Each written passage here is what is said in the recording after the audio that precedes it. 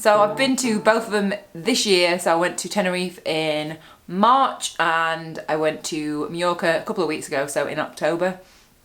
And I want to just give a good comparison of either, if you're thinking about going to one of them and you can't decide, you know, which one you'd prefer, then this video is going to be a bit of a guide to help you. So I'm going to look at climbs, gradients, roads, cost and weather. So they're the 5 main topics that I'm going to cover in the comparison. So in Tenerife we stayed in Puerto de la Cruz, and in Majorca we stayed in Palencia. It was actually Port Palencia, so that's where we stayed.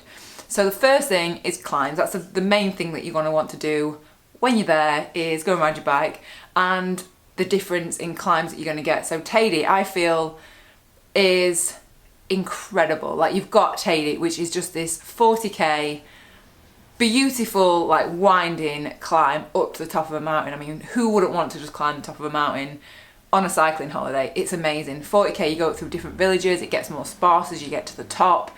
The top actually looks a little bit like Mars, how I imagine Mars to look like. It's just so arid and like nothing I've ever seen before. It was amazing. However, I feel like Majorca has got the edge because there are so many different climbs that you can do that are all absolutely stunning, gorgeous climbs.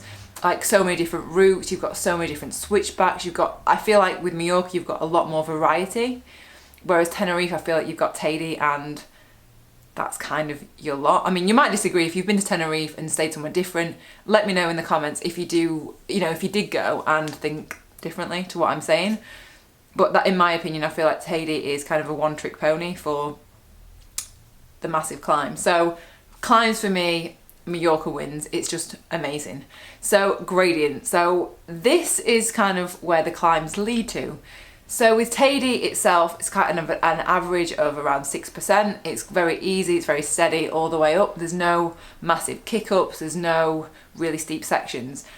However, apart from Teide, because if you look at the map of Teide, it is basically just a mountain. The island is just the mountain. So if you're going anywhere off that, everywhere else is very steep. Like, there are no easy days in Tenerife because everything is just so steep. Like, averages of, like, you know, 13%. They're just very steep roads because it's a mountain. It's an island of a mountain. Whereas Majorca, everything is so steady. That's the one thing I feel like Majorca misses, is some really steep ass climbs. I mean, maybe it's just that I didn't go on the right climbs, but the ones that we went on just weren't that particular. They weren't steep. The only little steep section was a little road back to where we were staying. That was the only little area that was quite steep.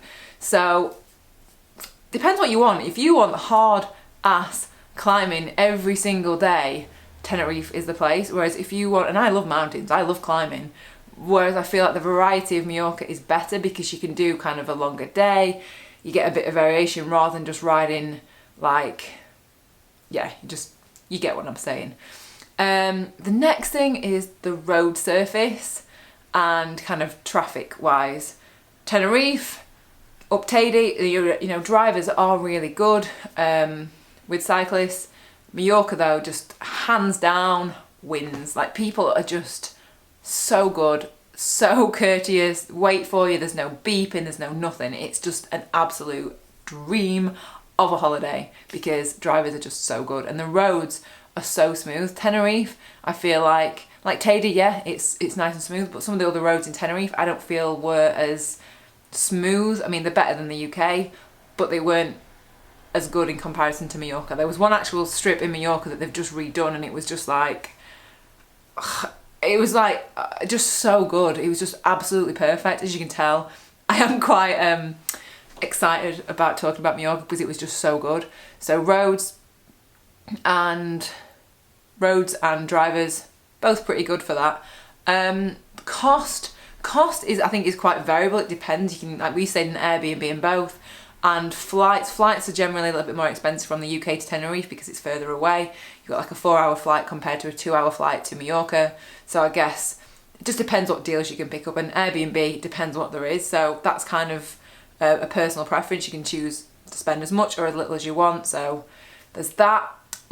Food wise, vegan wise, there were, in Palma, in Majorca, there were just loads of different vegan places to go to.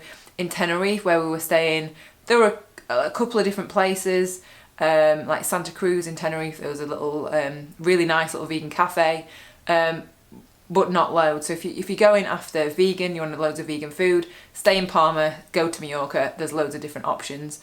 And the last one is weather, and the weather is kind of a hard one because it depends what month you go in. So basically, it's a very crude way to compare.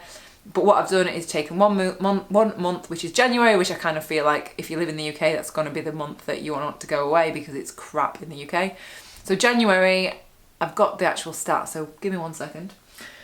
So the average temperature is 17 degrees in Tenerife, and in Majorca it is 10 degrees. So it is going to be a lot warmer in Tenerife.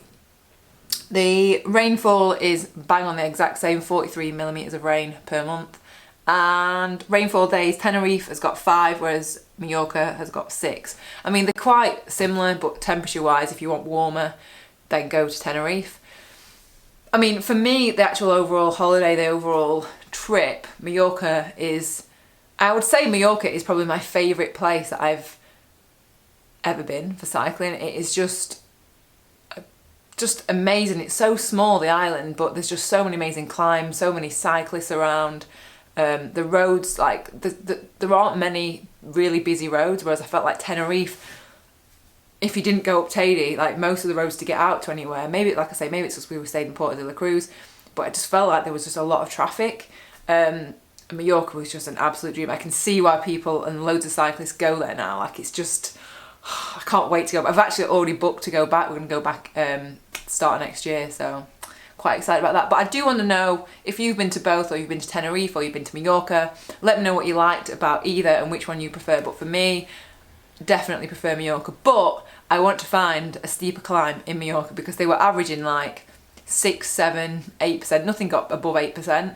So I want to find some steep roads in Majorca. So if you do know about them, let me know in the comments below, and I will see you next video.